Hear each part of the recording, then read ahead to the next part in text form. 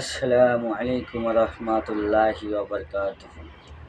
আলহামদুলিল্লাহ, আলহামদুলিল্লাহি নাহমাদুহু ওয়া নুসাল্লিমু আলা রাসূলিল্লাহিল কারীম, আম্মা বা'দ। এখন আপনাদেরকে শোনাতে যাচ্ছি বিনা রক্তপথে রাজপুরী কিভাবে দখল করলেন এবং হযরত শাহজালাল ইয়ামানী রাহমাতুল্লাহি আলাইহি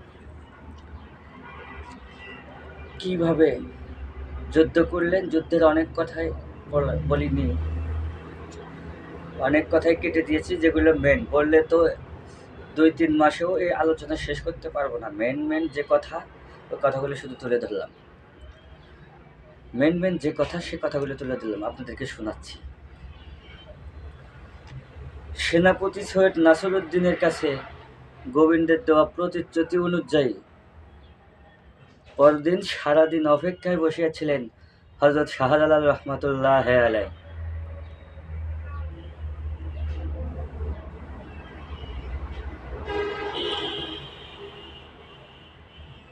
হযরত শাহজালাল রহমাতুল্লাহি আলাইহি কিন্তু আসিল না। গৌর রাজা গোবিন্দ সাক্ষাৎ করার প্রতিশ্রুতি ইতপূর্বে গোবিন্দের নিরাপত্তার দুর্গে হযরত শাহজালাল রহমাতুল্লাহি আলাইহি দিনের শেষ পর্যন্ত অপেক্ষা করিয়া অবশেষে তাহার কয়েকজন সময় শেষে সহচর সাগরের রাজপুরীতে প্রেরণ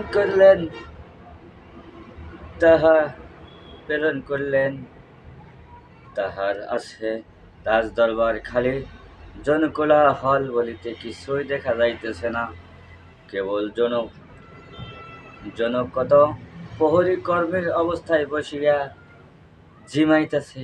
তাহাদের কাছে জিজ্ঞাসা করিয়া তাহার সঠিক কোনো সন্ধান নিতে পারলেন না।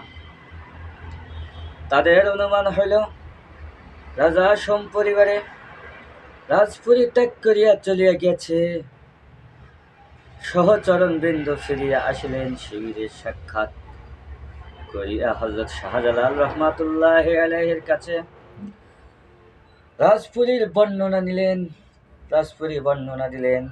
বিশ্বাসঘাতক রাজা গৌর গোবিন্দ অতিশয় বিরক্ত হলেন। গৌর গোবিন্দ প্রতিশ্রুতির ভঙ্গ করিয়া আত্মগোপন করিয়াছে ভাবিয়া হযরত শাহজালাল রহমাতুল্লাহি আলাইহি অতিশয় বিরক্ত হইলেন। মনে করিলেন, একটি রাজ্যের রাজা হইয়া গোবিন্দ এত ইতর সাধারণ একটি লোকের আত্মসম্মান ও তাহার নাই। এই বলিয়া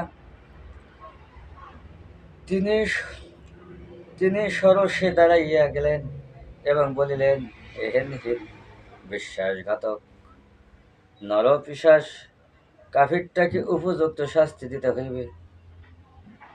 কালপেক্ষণ না করিয়া হযরত শাহজালাল রহমাতুল্লাহি আলাইহি সহচর সঙ্গে লইয়া গৌর গোবিন্দের রাজবাড়িতে পৌঁছালেন। পরিসম্পন্ন জনশূন্য হযরত শাহজালাল রহমাতুল্লাহি আলাইহি শাহজাট নামক জনৈক মুরিদদেরকে আজান দিতে বললেন। দরবেশ হযরত শাহজাট অপেক্ষায় না করিয়া গোবিন্দের বহুতল বিশিষ্ট বিরাট মহলের সম্মুখে দাঁড়াইয়া উচ্চস্বরে সুলিত কণ্ঠে বিলালি আজান ফুকালেন। এবার এমন সুন্দর করে ফুরালেন, আজান করলেন। আল্লাহর কি অপূর্ব মহিমা! আজান ফুকার এবার অপেক্ষায় নাই। গোবিন্দ সাদের বহুতল বিশিষ্ট রাজমহলটির উপরে কয়েকটি তলা ধসিয়া নিচতলার ছাদের উপর পতিত রহিয়া গেল। একটি মাত্র তলা, বিষয়টি সাধারণ জ্ঞানের উপর পতিত রহিয়া গেল। একটি মাত্র তলা, বিষয়টি সাধারণ জ্ঞানের বহির্ভূত মনে হলেও ব্যাপারটা ঘটিয়াছিল অসাধারণভাবেই। ইহা কোনো গল্পের কিংবা কাহিনী ব্যাপার নয়, ইহা ইতিহাস, সত্য ঘটনা। আর ধ্বংস সবশেষে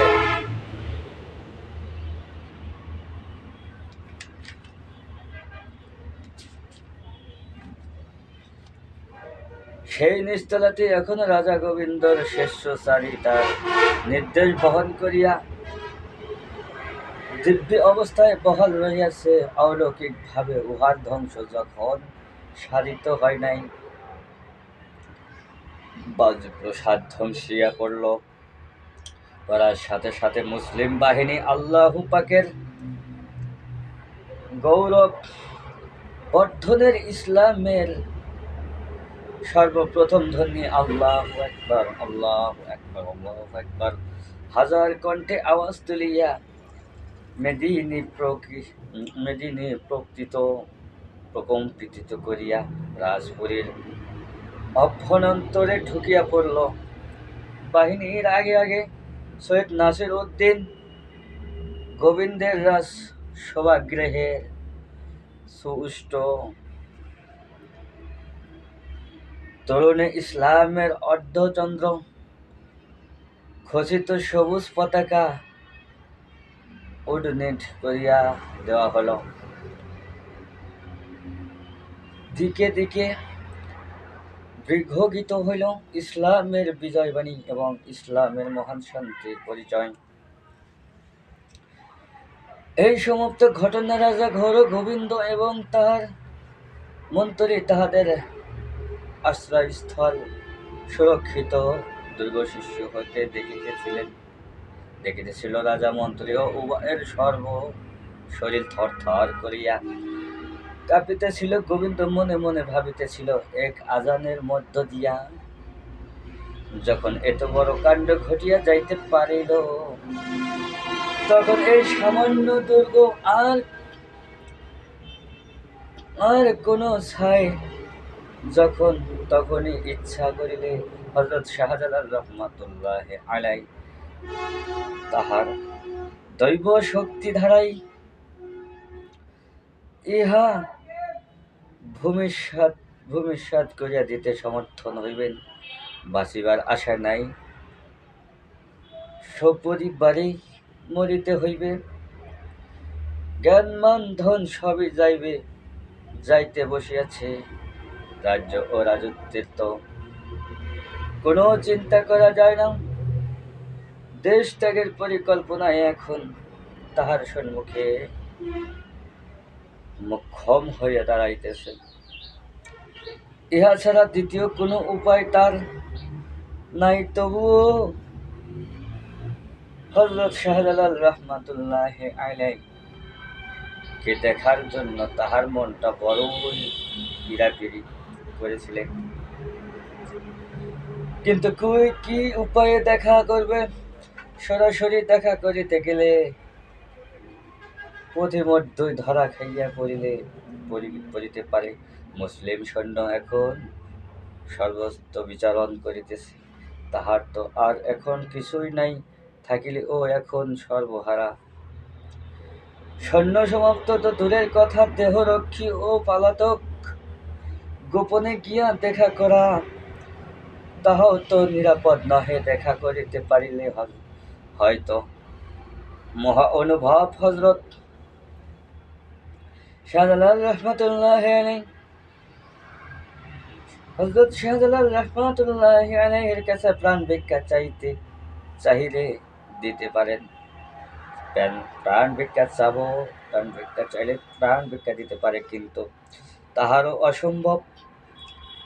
প্রাণে বাঁচা যাইতে পারে যদি তাহার আনুগত্য স্বীকার করিয়া তাহার দলভুক্ত হইয়া যায়, ধর্মান্তরিত হইয়া মুসলমান হইয়া যায়, তবে অন্যায় সকল অন্যায় সকল আশায় ডুবিয়ে দেশ ত্যাগ করায় অবশেষে সে ভরসা হইয়া, কারণ ধর্মান্তর হওয়ার আমার পক্ষে অর্ধ সম্ভব নয়।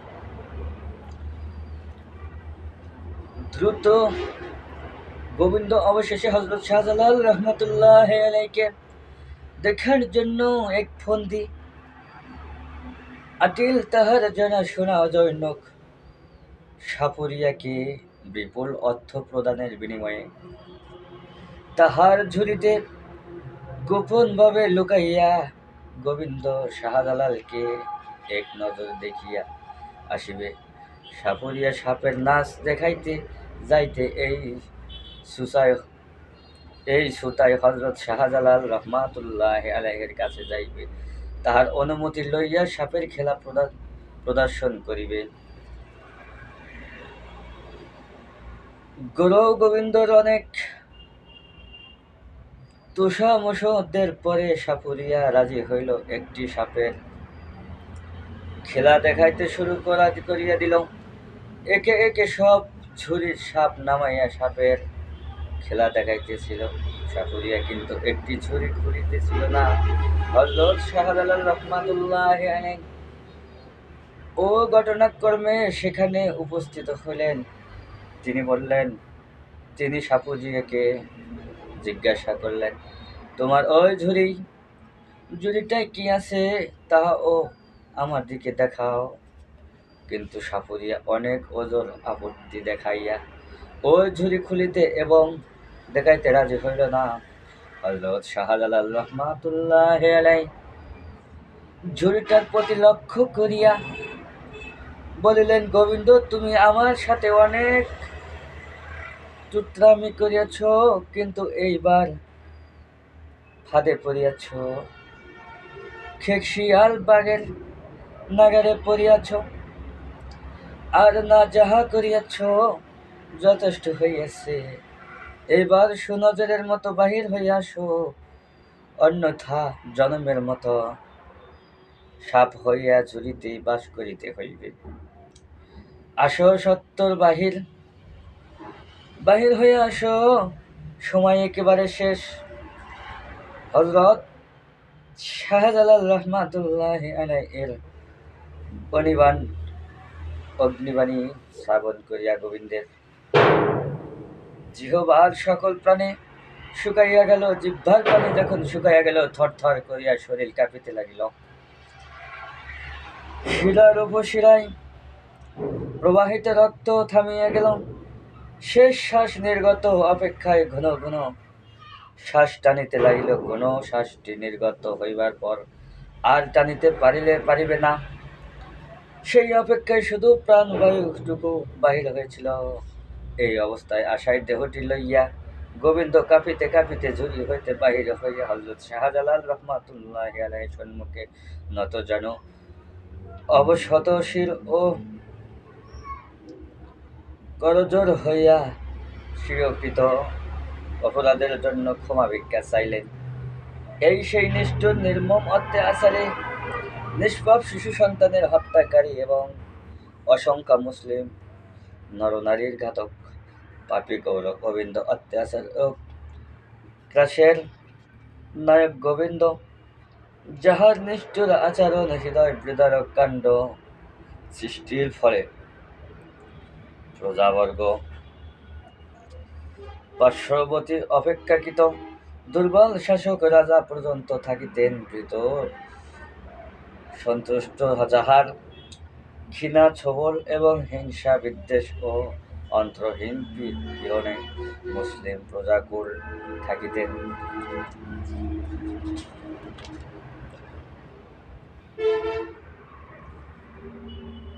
সর্বদা আতঙ্কিত সে নিজে ছিল ইতর, তেমনি সে অন্যদের ভাবিত ইতর।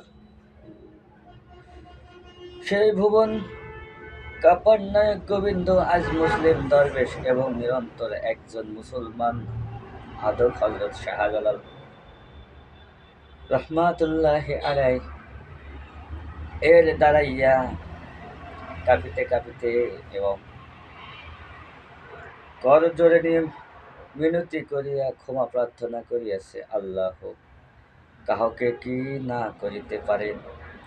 আজ যিনি রাজা, কাল সে পথের ভিখারি। আজ যে ভিখারি, কাল তিনি রাজা গোবিন্দ হইয়াছিল। তাহাই সে শাহজালাল শাহজালাল রহমাতুল্লাহি আলাইহির এখন হইতে প্রাণে বাঁচিয়া যাইতে পারিয়া আসমানের পথের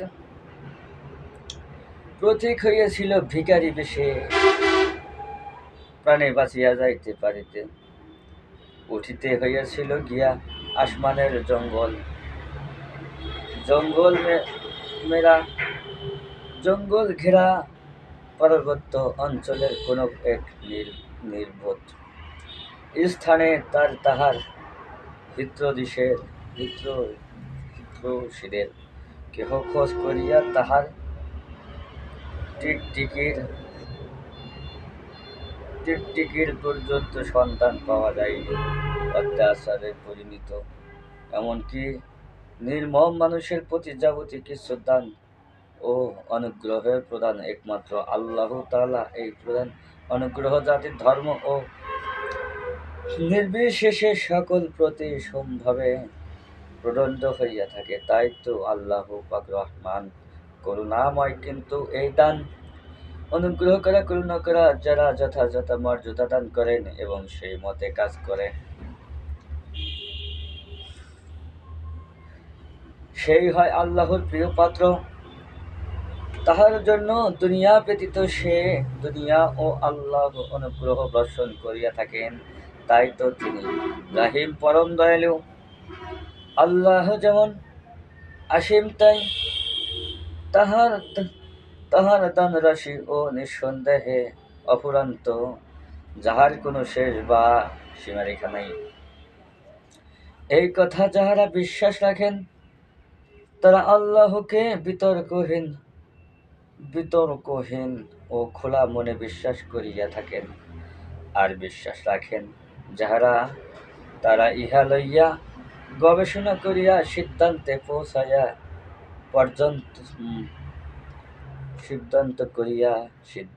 পৌঁছাচ্ছেন। পক্ষান্তরে যারা মনে করে দুনিয়ার যাহা কিছু তাহাদের অর্জিত হইয়াছে, ইহার অনেক কিছুই তাহাদের নিজের ক্ষমতায় অর্জন করা ফলে তাহাদের বিভ্রান্ত বিশ্বাস জমাট বাঁধিয়া যায়। তাহারা মনে করে সকলেই ঊর্ধ্বে, আমাদের বুদ্ধিমত্তায়, জ্ঞান কৌশল, বিজ্ঞান ও প্রযুক্তির কাছে সকলের হার মানিতে বাধ্য। আদ্যে ইহারাই মূর্খ গোবিন্দ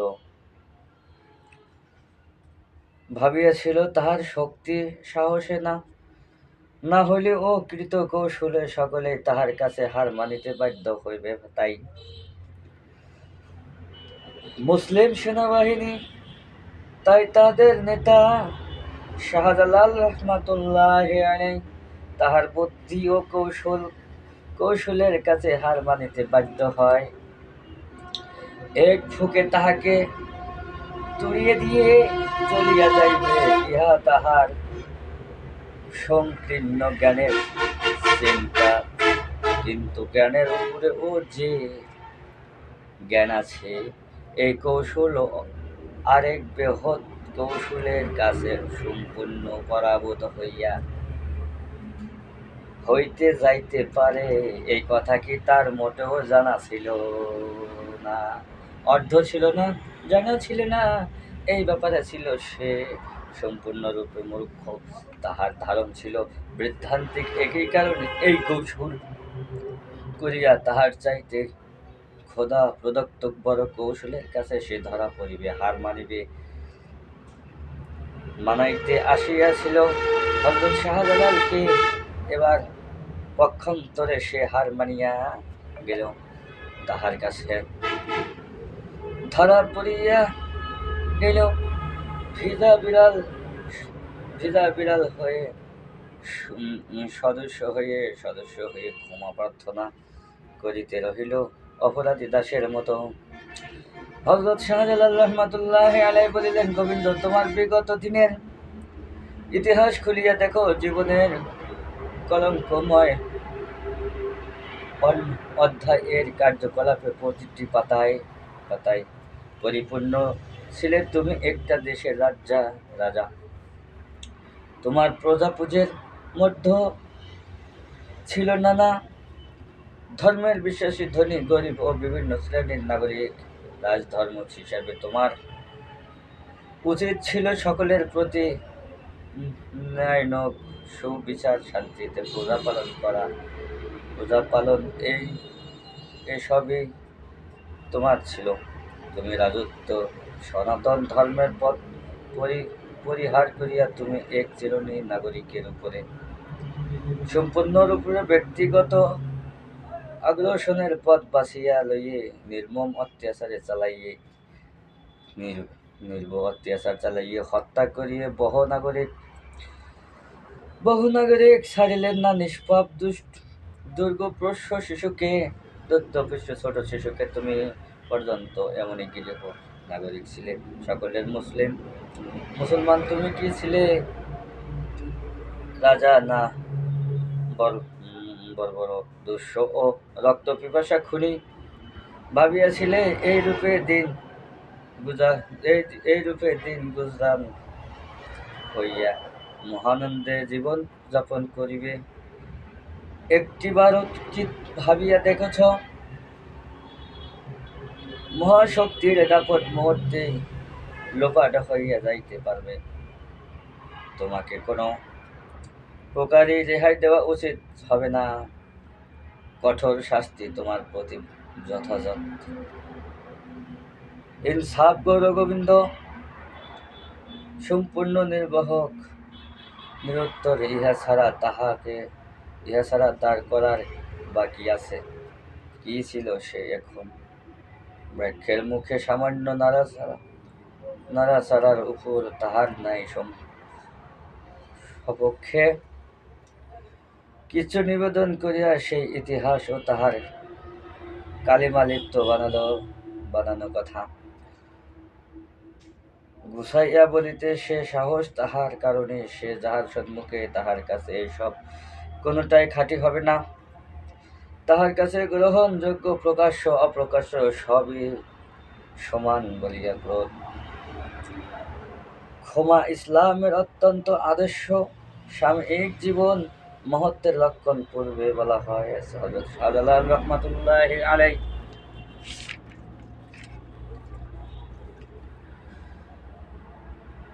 প্রার্থীর কোন লালসায় যেমনি হযরত রাসূলে পাক আবির্ভাব ঘটনায় ঘটিয়াছিল।